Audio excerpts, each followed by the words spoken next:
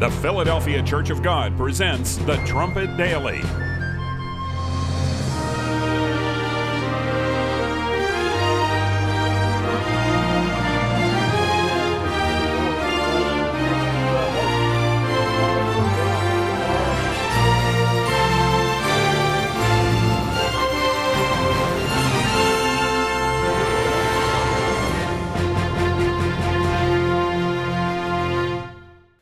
Hello everyone, and welcome back to the Trumpet Daily. Around the world, people love to have their minds stirred by humanity's ancient edifices, be it the Parthenon in Greece, built 2,400 years ago, or the Great Wall in China, Rome's famous Colosseum, the Vatican's Basilica of St. Peter, or the Taj Mahal. These iconic structures capture imaginations and have become gateways into history.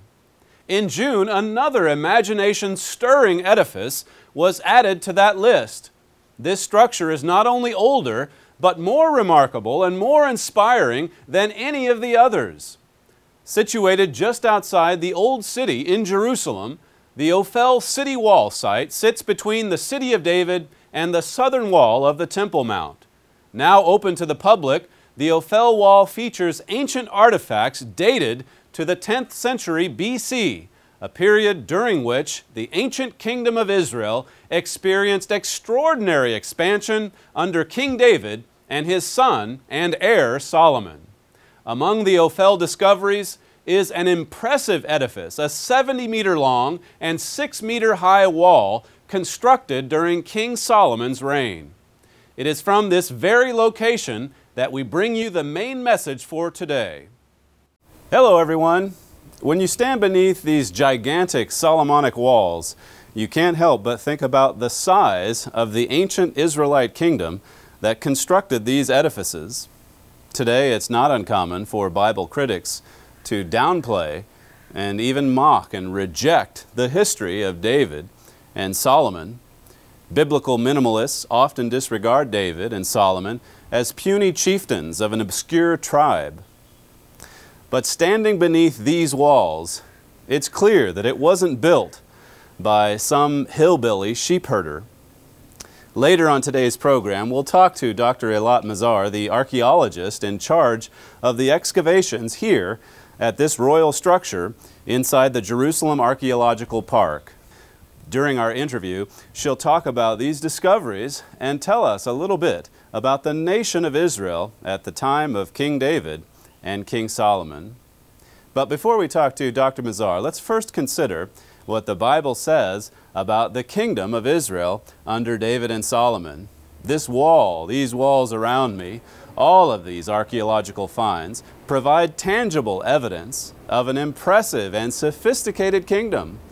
But what does the Bible say about how large and powerful the nation of Israel was under King David and King Solomon? Let's begin in 2 Samuel 5 today. This was early on in David's reign, somewhere around the late 11th century BC.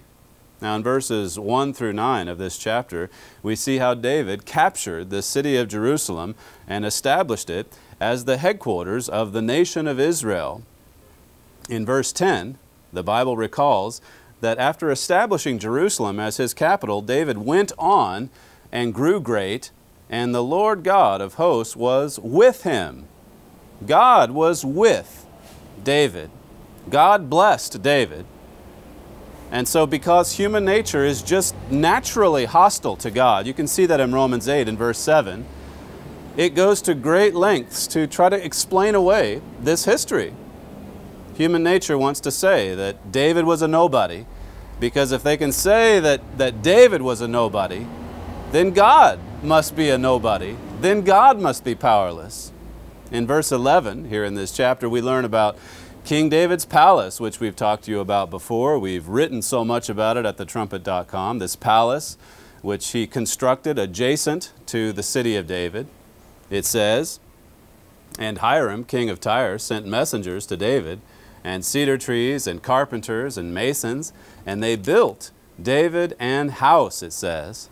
Now, if you look at an ancient map, you'll see that Tyre was a major port city of the Phoenician people settled on the coastal plains of what is today Lebanon, the Phoenicians were an industrious people, known widely as the leaders of maritime trade. The Phoenicians not only established a network of trading posts throughout the Mediterranean, they conducted trade as far away as the British Isles and up and down the coast of Africa. So here in 2 Samuel 5, we see the king of Phoenicia offering his services to King David of Israel, of all people. And in doing so, God was actually laying the groundwork for another major construction project in Jerusalem that would come later. Notice verse 12. And David perceived that the Lord had established him king over Israel, and that he had exalted his kingdom for his people Israel's sake. King David did more than simply build himself a palace and expand Jerusalem. He led Israel's army in purging enemies from this land. He fortified cities and stationed garrisons along Israel's borders to prevent the incursion of enemy armies and to preserve the peace.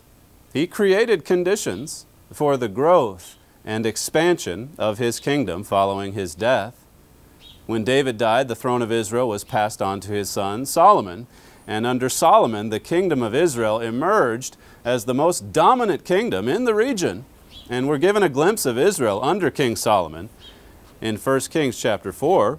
Notice 1 Kings chapter 4, this is verse 20. It says, Judah and Israel were many like the sand which is by the sea in multitude, eating and drinking and making merry. So the population of Israel at this time numbered into the millions of Israelites. Verse 21 says, and Solomon reigned over all kingdoms from the river Euphrates, that's speaking of, unto the land of the Philistines and unto the border of Egypt. They brought presents and served Solomon all the days of his life. So Solomon's reach extended all the way to the Euphrates in the northeast, to the Mediterranean Sea in the west, and to the border of Egypt in the south. What this means is that Israel in the 10th century was a large and wealthy kingdom. That's what the Bible reveals, and that's what these stones are now revealing too. Notice what Matthew Henry, who writes a commentary, had to say about the extent or the reach or the size of this kingdom that Solomon helped to enlarge and to expand.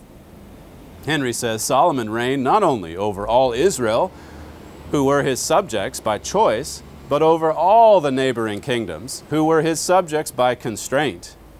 It says all the princes from the river Euphrates, northeast to the border of Egypt, southwest, not only added to his honor by doing him homage and holding their crowns from him, but added to his wealth by serving him and bringing him presents.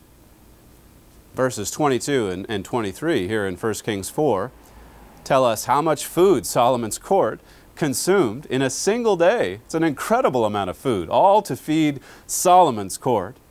And regarding the size of his powerful army, verse 26 says Solomon's kingdom had 40,000 stalls of horses for his chariots and 12,000 horsemen. Now the Bible also reveals that Solomon was world famous, known throughout the inhabited world, not for his power and wealth alone, but for his God-given wisdom and understanding too. Notice verse 30, it says, and Solomon's wisdom excelled the wisdom of all the children of the east country and all the wisdom of Egypt, for he was wiser than all men, and his fame was in all nations round about. So clearly, this was not some petty king or simpleton ruling over an obscure tribe. He was powerful, wealthy, a world-famous king, ruling over a large, affluent, and stable kingdom. And as I say, the stones uncovered here on the Ophel and down at the city of David are beginning to confirm what is described in the Bible.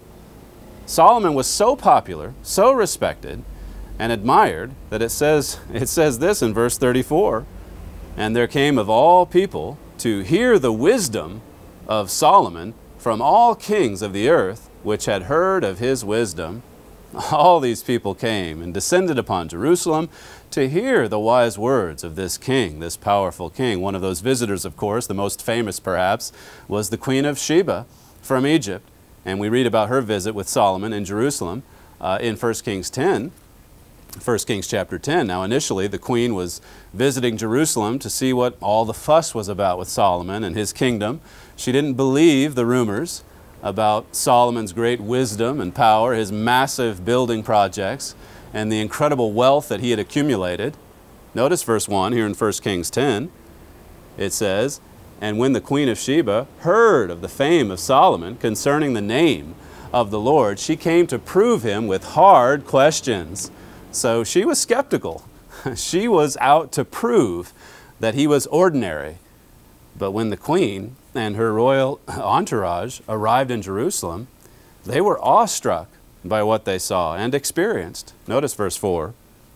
It says, "And when the queen of Sheba had seen all Solomon's wisdom, and the house that he had built, and the meat of his table, and the sitting of his servants, and the attendance of his ministers and their apparel, and his cupbearers and his ascent by which he went up unto the house of the Lord, there was no more spirit in her." No more spirit in this woman. That's how she reacted to his royal entourage, to the beauty and the splendor of Solomon's kingdom. The Amplified Bible says that she was breathless and overcome. She could hardly believe what she was seeing, in other words. I mean, it literally took her breath away when she saw it, when she witnessed it. Verse 6 says, "And she said to the king, It was a true report that I heard in my own land of your acts and of your wisdom. Howbeit I believed not the words until I came, and mine eyes had seen it, and behold, the half was not told me. Your wisdom and prosperity exceeds the fame which I heard." Solomon's kingdom, starting with this capital in Jerusalem, was more magnificent than the Queen of Egypt had expected. She was so moved and inspired by the experience that she felt she had to contribute to the overall effort. Verse 10 says that the queen gave the king 120 talents of gold and of spices very great, store, it says, and precious stones, and there came no more such abundance of spices as these which the Queen of Sheba gave to King Solomon. So you can continue reading chapter 10 and see how that it concludes, again describing Solomon's great wealth and the power of Israel. In verse 14, we're told about the amount of gold that Solomon accumulated every year, gold that would have amounted to billions of dollars by today's standards. You could say this was Solomon's annual income, and not from gold alone. I mean, this is not counting the other goods and materials from all over the world, spices like we just read about, from India, timber from Asia, ivory from Africa, and on it goes. Solomon's navy also was well developed, and with the help of the Phoenicians, it was a powerful force based out of two ports primarily, Ezion-Geber of the Red Sea and Tarshish on the Mediterranean Sea. His navy surely gave Solomon and the kingdom of Israel a global presence. Notice verse 23. It says, "So King Solomon exceeded all the kings of the earth for riches and for wisdom, and all the earth sought to Solomon to hear his wisdom, which God had put in his heart." You see, God had given David favor, and God also gave Solomon a tremendous amount of favor, and even gave him the great wisdom and the understanding that he became known for. And this is why every year leaders would come from around the world to visit Jerusalem, presenting the Israelite king with all sorts of expensive gifts and such. Now consider some of Solomon's building projects. Like David, Solomon expanded, fortified, and beautified Jerusalem. He spent 13 years constructing his own magnificent palace in Jerusalem. And in addition to his palace, he built the outstanding House of the Forest of Lebanon, a facility laden with gold, silver, and other precious metals. In addition to these two huge structures, we read in 1 Kings 9 and verse 15 that Solomon fortified the city by strengthening the Millo and building a wall around Jerusalem. So he built the wall around Jerusalem, he fortified the Millo, or the hill, and built up these great palaces and houses. And besides the Jerusalem building projects, 1 Kings 9 talks about the other major construction projects throughout the empire in Hazor and Megiddo, Gezer, Beth-horon and Tadmor. He built great cities, storehouses, naval ports, as I mentioned, roads and things, all throughout the land of Israel, and even beyond Israel's borders in some cases. And all of this that I've just now described, and we haven't yet, of course, mentioned Solomon's greatest building project of all, which of course was the first temple. Now this splendid structure, built for the worship of God and to house the Ark of the Covenant, this was Solomon's towering achievement. It was his life work in so many ways. It was Solomon's first major project, and it was constructed with the aid of the Phoenicians, just like they helped with David's construction. The temple was constructed in Jerusalem on Mount Moriah and took 7 years to build. And it was constructed from an assortment of materials, including stone and timber, gold. Most of what's remaining today, of course, is the stone. But back in that time, I mean, he also used all kinds of timber, gold, and precious stones, carved figures, dazzling colors of linen, and carved palm trees, flowers, fruit. It was a very colorful display when you stepped inside the temple of God. Much of the temple, particularly the Holy of Holies, where the Ark was kept, was overlain with pure gold. Pure gold. The Bible shows that tens of thousands of workmen were employed in the construction of the temple. Solomon had 30,000 laborers travel to Lebanon to collect the magnificent cedar of Lebanon trees for timber. He recruited 80,000 stonemasons to carve stone. You can see all these stones and imagine just how long these projects lasted to complete them. 1 Kings 5 talks about the 3,300 men who were employed just to supervise the massive force of workmen. Those are the supervisors. So this certainly was not the work of a puny chieftain, of a small tribe, whether you judge it by the Bible account or these massive stone walls. You can see that, you can know that. Now when construction was finished, Solomon decked the temple with the finest and most elaborate decor ever collected, including the finest chains and candlesticks, bowls, basins, censers, all of these things. These were all fashioned from brass or gold or silver, and in a style and skill that made them outstanding in appearance and quality in every respect. The first temple was a magnificent structure in every single respect. It was the crowning achievement of Solomon's building career and the dominating feature of this thriving, fortified metropolis known as Jerusalem, a centerpiece, in fact, of a large and powerful, unbelievably affluent kingdom. It's been nearly 3,000 years since King David and since King Solomon established Israel as the regional power of this entire area, and now after all these years, many significant remains from the First Temple period are finally turning up here in Jerusalem. As I said at the top of the broadcast, we recently spoke with Dr. Eilat Mazar, the granddaughter of Dr. Benjamin Mazar, one of the earliest Jewish pioneers in the world of archaeology in Jerusalem. Eilat first excavated this site here that we're speaking to you from back in 1986. And after that, she headed up the extensive work of publishing her grandfather's finds from the Temple Mount excavations during the 1970s. Between 2005 and 2008, she headed up excavations at the City of David, just a little ways south from here. You can throw a stone over there practically. And as I say, we've written about her finds over there quite extensively. She worked there for 3 years. Here you can see her most recent project, where she renewed her excavation work here on the Ophel, beginning in 2009. So we're going to cut away now just to a few excerpts from a recent interview that we had with Dr. Mazar here at the site. Okay, so further, later on, we found all these crushed pitoi, the largest vessels ever found in Jerusalem, crushed on the original floor layer of this structure. How many? And 12 altogether. 12 together. 7 and 5. And so you had to reconstruct all 12 of them, put them back together. Yeah, and these are so large. And it's really fantastic vessels. Look how high they are. And at the same time, they have a very small opening. So there is no question that they stored here something. But the question is what? Water? I don't think so.